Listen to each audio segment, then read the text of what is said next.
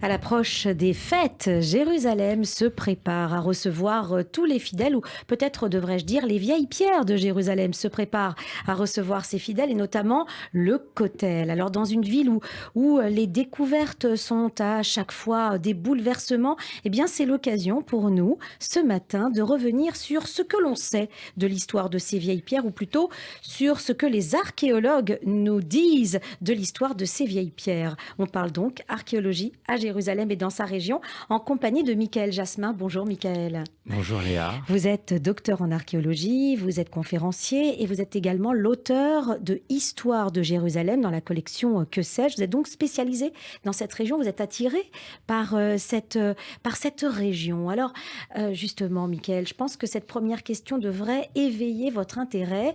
Est-on archéologue à Jérusalem comme on l'est partout ailleurs? Alors oui et non.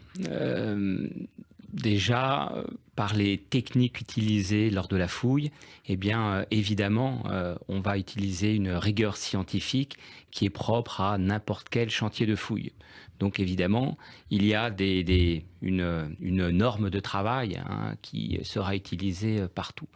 En revanche, il y a bien sûr des spécificités qui sont assez fortes selon, je dirais, les enjeux qui sont propres à Jérusalem et qui peuvent se retrouver dans parfois ce qu'on est amené à appeler la politique de fouille, c'est-à-dire les orientations non pas seulement scientifiques, mais des enjeux parfois sociétaux qui touchent à la religion, à la culture, à l'idéologie. Est-ce que c'est ce qui fait que finalement l'archéologie à Jérusalem est souvent sujet à polémique?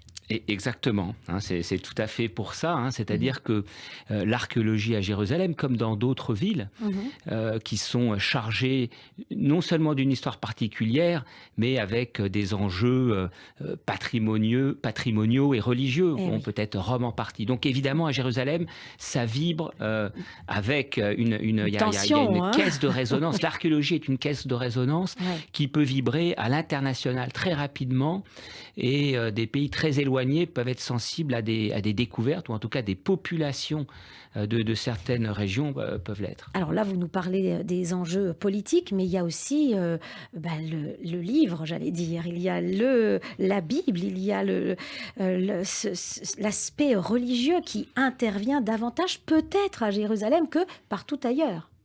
Ah, bien sûr, oui. Jérusalem, dans sa trajectoire historique, est intrinsèquement lié à la Bible, à la Bible hébraïque, et puis par la suite à la Bible avec l'histoire de Jésus. De quand datent les premières fouilles? En tout cas, quand est-ce qu'elles ont été permises à Jérusalem? Alors, on le sait très précisément, 1863. Ah oui. Vous voyez, donc un peu plus cœur d'un du siècle et 19e, demi, ouais. voilà, au milieu du 19e. C'est un Français, un aristocrate français, Ferdinand de Solcy, qui obtient un firmin, c'est-à-dire une autorisation d'Istanbul, puisque la région est sous contrôle ottoman, et il a ce papier officiel qui va lui permettre, au tombeau des rois, donc pas très loin de la porte de Damas, de mener des premières fouilles. Alors, elles ne sont pas forcément très scientifiques, mais c'est véritablement le premier coup de pioche qui s'inscrit dans cette tradition d'une archéologie naissante. Et à ce moment-là, donc au 19e siècle, quelle est la position de cet archéologue et de ses collègues face à la Bible? Alors, il est variable, c'est-à-dire que pour cette fouille précisément, lui pense avoir affaire effectivement à ce qu'il appelle et ce qu'il nomme le tombeau des rois, c'est-à-dire il pense avoir affaire au tombeau peut-être, de David ou de Salomon, c'est-à-dire les grands rois. Ça veut dire qu'il cherche quand même à confirmer, à certifier l'Ancien Testament. Non, tout à fait. C'est évidemment, ça, c'est quelque chose qui l'anime. Si ce n'est qu'il se trompe à peu près d'un petit millier d'années. Ah oui, ce qui fait et le site est tout à fait antique, mais il est du début de notre ère. Ouais. Et il est lié très certainement à une reine d'Abadième. Est-ce que ça a été comme ça? Ça a été le cas pendant de nombreuses années, cette position des archéologues à Jérusalem, précisément en Israël, peut-être plus largement, mais à Jérusalem, est-ce que ça a été ce positionnement de finalement confronter le texte biblique aux pierres millénaires? Ah oui, bien sûr, mais Ouais. c'est Ça l'est plus aujourd'hui? ça l'est tout à fait Ah oui, aujourd'hui. ça C'est d'une l'est? actualité brûlante, Ah hein, oui? pourrais-je dire. Non, ce débat-là, il n'est pas dépassé.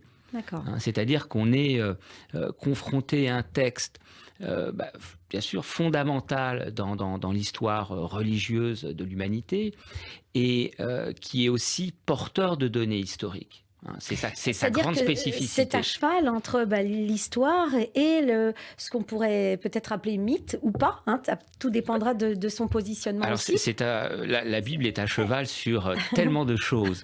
Je vais faire une comparaison. Justement, dans ces années-là, hein, dans cette seconde partie du 19e siècle, 1870-80, Heinrich Schliemann donc, va mener des fouilles, entre autres, à Troie, hein, le Mmh mh. site antique d'Issarlik, le nom moderne, qu'il, avec justesse, identifie comme la Troie d'Homère. Mmh. Et évidemment, hein, il va partir du texte d'Homère, qui à cette époque-là est un texte, je dirais, connu, travaillé. Il fait partie de ce fond culturel commun voilà, de l'Occident, mais on ne le considère pas comme un texte historique. Hein, vous voyez, l'Iliade et D'accord. l'Odyssée, on se dit, voilà, c'est une grande histoire que Homère a pu écrire, mais on doute de sa véracité historique. Eh bien, il fouille Troie dans ces années 1870-80, et quelque part, il vient confirmer les données d'Homère, et on se dit, voilà, alors peut-être moins l'Odyssée que l'Iliade, voilà, Mmh. est un texte historique, et donc par rebond, eh bien, on va se dire, ben, si ce texte d'Homère est confirmable par la Bible, par Oui, l'archéologie, ouais. la Bible va évidemment l'être également, va Mmh. l'être aussi. Pardon. Donc il n'y a pas eu un moment où les archéologues ont voulu s'affranchir quand même de ce texte et se recentrer sur un travail très scientifique, en fait le même qu'on fait partout ailleurs, et se dire au fond, qu'est-ce qu'on trouve, quelles sont les interprétations, comment est-ce qu'on va dater ça, et ensuite peut-être dans un deuxième temps voir si ça recoupe les propos de la Bible. Non, je Non, dirais pendant c'est près pas. d'un siècle, jusqu'aux années 1980, Ah oui, on fouille presque littéralement la Bible à la main. ah oui, Hein, on a ah cette ouais. image qui est assez juste, hein, la Bible dans une main, la pioche dans l'autre. Ah oui. La Bible est véritablement le texte qui va induire et diriger la fouille. Et on fouille pour venir confirmer le texte C'est pas biblique. dangereux tout ça? Quand même pour le travail scientifique. Oui, mais parce que à ses débuts, l'archéologie n'est pas encore une science très cadrée. C'est une science humaine, Mmh. elle le reste.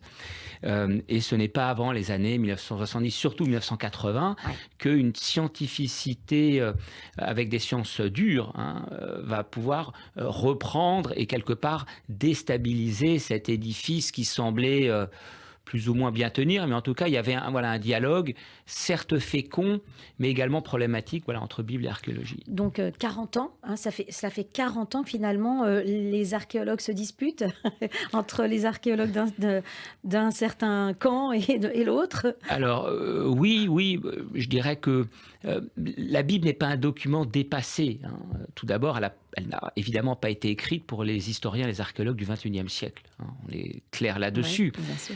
C'est un texte qui est voilà, religieux, qui est poétique, mais qui est également historique, c'est-à-dire qu'il est porteur d'énormément de données vis-à-vis desquelles, hein, et c'est que les dernières décennies, on s'est beaucoup affranchi de ce texte biblique. On s'est dit, voilà, on ne peut pas le considérer comme un texte historique, donc mettons-le complètement de côté. Mmh.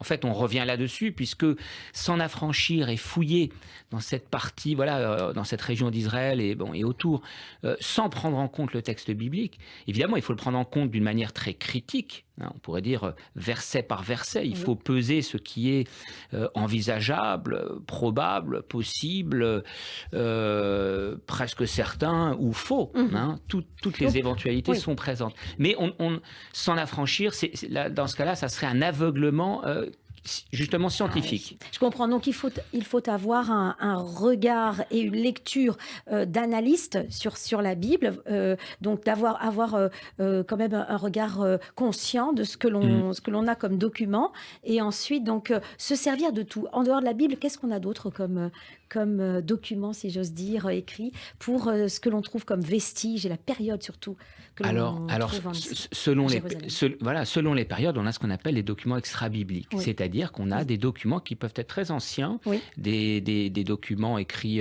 Par égyptiens, des historiens? assyriens.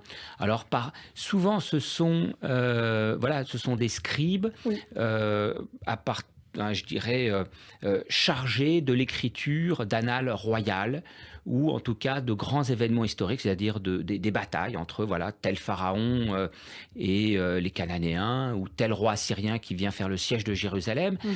Et on voit bien les moments où il y a congruence entre le texte biblique et cette source extra-biblique, et lorsqu'il y a deux récits complètement séparés. Mhm. Alors, j'allais dire, plongeons dans le terrain, dans le vif du sujet. Jérusalem, est-ce que c'est un gruyère? Est-ce que Jérusalem est un millefeuille? Est-ce que l'une des deux images vous convient? Ah, en termes culinaires, tout à fait. Avec beaucoup de houmous dans le millefeuille. Exactement. Oui, c'est un gruyère et c'est un millefeuille. Ouais. Certaines, des photos On que peut l'on voit là voir. près du Kotel avec Mhm. le mur de soutènement de l'esplanade d'Hérode le Grand. Oui. On a à peu près plus d'une vingtaine de mètres de stratigraphie. Là, visible. Là, Et en dessous. quasiment et en dessous, et on en n'est pas dessous. forcément sous le rocher. Il y a certains endroits où le rocher a été dégagé par les archéologues. Donc on a 20 mètres et parfois un peu plus qui racontent 2-3 000 ans, parfois 4 000 ans d'histoire. Donc 40 mètres, allez, 40... Alors peut-être pas 40 mètres, mais on atteint rapidement 20-25 mètres, ce qui est Mhm. énorme. Et donc, chaque étape, chaque couche, j'allais dire, c'est une époque. Tout à fait. Donc, est-ce qu'il y a dans cette ville de Jérusalem une époque première, si j'ose dire? Est-ce qu'on peut dater le moment où tout commence, où les hommes arrivent, où ils s'installent?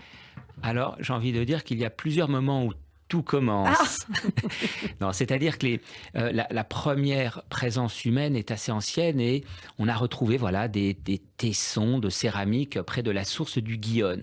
Mais là, on est au néolithique, Ah oui, c'est-à-dire alors là, il n'y a pas forcément une grande installation, c'est une petite communauté villageoise. On n'a pas vraiment beaucoup de traces archéologiques, mais on a des tessons, donc on voit bien il y a une source, des humains viennent s'installer de manière pérenne sur le site. Donc il y a une première installation. ils sont sédentaires. Hein. On suppose qu'ils sont sédentaires. Ils sont sédentaires ou Comment on le peut-être des sait, pasteurs ça, nomades. justement? Que ces hommes dont on voit les traces de vie, j'imagine des instruments pour cuisiner, Tout à etc. fait. Comment sait-on qu'ils sont sédentaires? Parce qu'on retrouve alors, non loin de Jérusalem, des villages de cette période. Donc on voit que la région est occupée de manière régulière, constante. Il y a des murs construits peut-être? Des murs, des habitations, D'accord. toutes les structures possibles. Alors c'est moins repéré à Jérusalem pour cette période-là. Et on pourrait dire plutôt que donc le néolithique, moi je pense qu'on peut situer à 2000 ans avant notre ère une installation beaucoup plus solide, avec une architecture d'ampleur qui montre que là véritablement on a une entité urbaine. Est-ce qu'à ce moment-là, il y a une agriculture? Et si oui, comment le sait-on? Alors, agriculture, oui, en partie. Le problème de Jérusalem, des monts de Judée, ce sont les pentes importantes qui fait qu'il y a nécessité d'aménager des terrasses. Donc, c'est plutôt l'horticulture qui se développe. Et oui, sans doute, on date à peu près de... il y a 4000 ans, l'horticulture dans la région, c'est-à-dire la vigne et l'olivier. Donc, ce que vous êtes en train de nous dire, c'est que dans cette région du Proche-Orient, à une époque où il y a des agriculteurs au Proche-Orient, il y a des chasseurs-cueilleurs en Europe. Ou pas? Si j'essaye de comparer.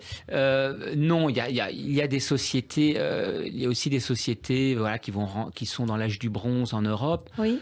Bon, on pourrait dire peut-être technologiquement moins développée. C'est vrai que cette région d'Israël et du Proche-Orient, depuis l'Égypte jusqu'à la Mésopotamie, est vraiment sur le devant de la scène civilisationnelle. Voilà, c'est l'époque des grandes pyramides. Donc évidemment, bon, il y a des constructions mégalithiques importantes en Occident, mais voilà, on va dire c'est une autre ampleur architecturale et Ouais. technologique. Et puis de toute façon, la vitesse de développement, finalement, ne dit pas grand-chose à Elle ne dit quelques pas centaines. tout. On ne dit pas Ouais, tout. ouais. Revenons sur notre millefeuille, si vous le Hmm. voulez bien. Est-ce qu'il y a une couche de ce millefeuille, c'est-à-dire une période finalement, qui est la mieux révélée aujourd'hui par les archéologues, une période où tous les archéologues plus ou moins Hmm. s'entendent et savent ce qui s'est passé exactement et le mode de vie, etc. des gens? Alors, est-ce que tous les archéologues s'entendent? Sans doute pas. Non, jamais, En non. revanche, sans doute jamais. Voilà, c'est là cette dimension humaine, hein, de science qu'est l'archéologie. Ouais. Hein, comme on le dit souvent, à chaque site et à chaque archéologue, il y aurait des interprétations différentes, hein, du Mhm. site. Voilà, je pense que la période de l'Antiquité romaine et surtout du début de notre ère, et en particulier sous Hérode le Grand, hein, donc on est Oui. quelques décennies avant le début de notre ère, Mhm. et une période très bien documentée parce que énorme activité architecturale sous Hérode le Faste, oui. Grand. Le euh, bâtisseur. voilà, le grand bâtisseur dans cette Mhm. tradition euh, urbaine et religieuse biblique. Hein. Ouais. Il se réfère quelque part, c'est un Salomon de son époque, Oui. hein, comme Oui. grand constructeur. Et jusqu'à la destruction de Jérusalem par les Romains, donc voilà, dans les années 67, 68 de notre ère, Mhm. on a à peu près un petit siècle où il y a un dynamisme architectural qui a profondément marqué la ville. Hein. Donc c'est vrai que ce sont des restes, parce que contemporains du Temple, et aussi contemporains de Jésus, vous voyez, donc Alors, toutes les Bibles sont concernées par ce tournant charnière du début de notre ère. et ce dont vous parlez, c'est ce qui se situe véritablement autour de la base du mur du Kotel.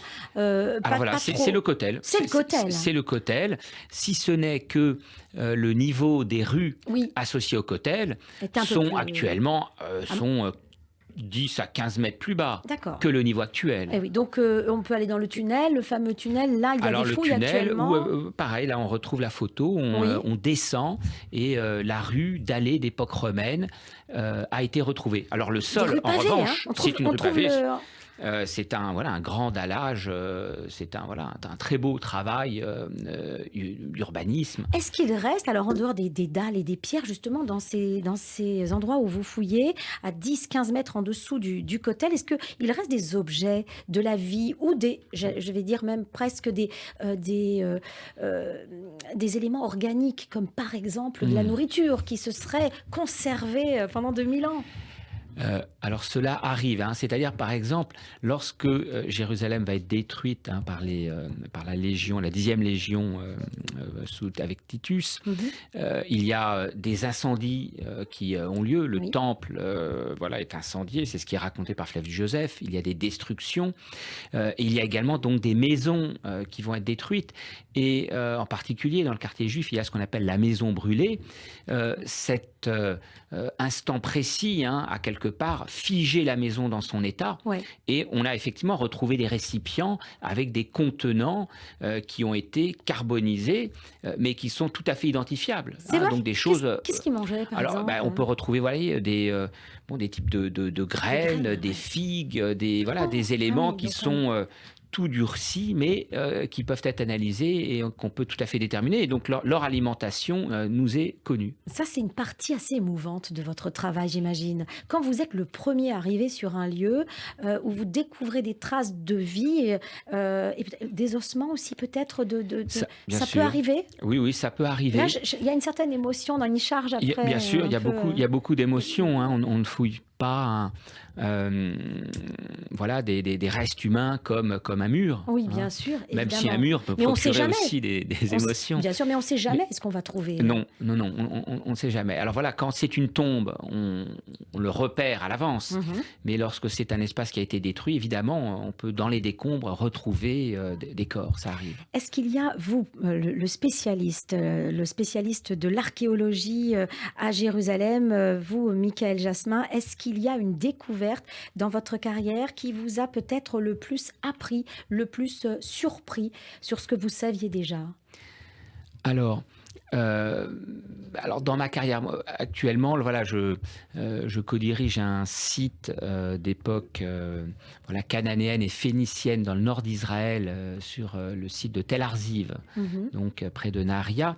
Donc c'est assez éloigné de Jérusalem, mais pour rester à Jérusalem, donc ce ne sont pas des fouilles que j'ai menées, mais oui, il y a eu des découvertes il y a à peu près une quinzaine d'années qui ont renouvelé radicalement notre compréhension de l'origine urbaine de Jérusalem, Mhm. hein, par Roni Reich et Eli Choukroun, donc en 2005-2008, donc les fouilles ont duré comme plusieurs années, Mhm. et on a retrouvé une fortification très bien établie sur le rocher qui date à peu près il y a 4000 ans, de 2000 ans avant notre ère, Ouais. et l'ampleur de cette construction laisse peu de doute en fait sur l'importance régionale et urbaine de Jérusalem 1000 ans avant le roi David. Mhm. Donc là, quand vous me parlez de ça, j'ai l'impression que vous êtes face à un changement, c'est-à-dire c'est un bouleversement, c'est un changement de vos bases ou vos savoirs de base. C'est possible? Oui, alors en partie de base, c'est-à-dire que ce sont des choses qui étaient pressenties, on Ah, pouvait se même. douter, mais voilà, c'était quelque part, vous voyez, c'est quand même au bout de 150 ans de fouilles Oui. que cette découverte a pu être clairement établie, et que les conclusions de la trajectoire urbaine Mhm. de la ville ont été réécrites, c'est-à-dire dans ces années 2010. Par exemple, on pourrait découvrir que un village à une époque X Tout à fait. était, je ne sais pas, était agriculteur justement, alors qu'on pensait qu'ils étaient chasseurs. On peut imaginer. Par exemple. Ça peut être de cet ordre-là. Ça peut être de cet Et, ordre-là. Là, c'est vraiment l'idée de Jérusalem en tant que capitale régionale. et j'allais dire l'idée, et on ne peut pas échapper à cette question puisqu'on parle de Jérusalem, l'idée même de la religion, c'est-à-dire l'idée d'un peuple qui se réunit ou qui prie. Est-ce que ça, au niveau archéologique, voilà, ça se voit, ça se Hmm. démontre, et comment? Alors, le mieux dans un contexte comme celui-là est de découvrir un temple. De Ouais, découvrir un temple temple, voilà, et de le dater. et de le dater. Mais par exemple, lorsque vous parliez de ce peuple 4000 ans avant notre ère, est-ce que là, vous pourriez avoir des informations sur leur, je ne sais pas, leur religiosité, s'ils en avaient Tout à une? fait. Ils en avaient, ce sont des Cananéens. Et l'on sait, je dirais maintenant sans trop de doute, hein, que la religion israélite est fondée et s'ancre, hein, dans les croyances, les mentalités religieuses cananéennes, hein. Donc il y a une filiation évidente et établie. Et alors oui, on pourrait imaginer, vous voyez, mais tout ça serait à chercher sur le sommet du mont Moïra, c'est-à-dire Moria, Oui. c'est-à-dire sous le dôme du rocher actuellement. Donc les fouilles en cet endroit-là ne sont pas envisageables, Ouais, ouais. mais il serait... voilà, on pourrait imaginer que on serait retrouvable des traces du temple de Salomon. Et ce que je vous ai dit, c'est-à-dire 1000 ans avant Salomon, la construction d'une fortification à plusieurs centaines de mètres, quelque chose de fortement établi, montre qu'il y a une entité urbaine qui est une capitale régionale à cette époque-là. Mhm. Et on n'a pas, parmi les exemples archéologiques, on n'a pas de fortification d'une ville sans un palais et sans un temple qui y sont associés. Hein, donc la logique, hein, on ne peut pas faire l'économie de cette hypothèse-là, invérifiable. Donc vous Mais, êtes mais l'hypothèse, c'est de ouais, dire que 1000 ans avant ouais. Salomon, eh bien, sans doute à Jérusalem se trouvait le palais du roi local, peut-être pas un très grand bâtiment, mais se trouvait également un temple cananéen. Eh bien, je vois que votre métier, c'est celui d'un détective. Enfin, en tout Tout cas, à c'est ce fait. que je ressens. Merci infiniment. Michael Jasmin, on pourrait continuer des heures comme ça. Vous reviendrez nous voir. Je rappelle que vous êtes docteur en archéologie, auteur de Histoire de Jérusalem dans la collection Que sais-je, et vous êtes également conférencier. Merci infiniment et à très bientôt dans l'Air du Merci temps à sur vous. Radio J.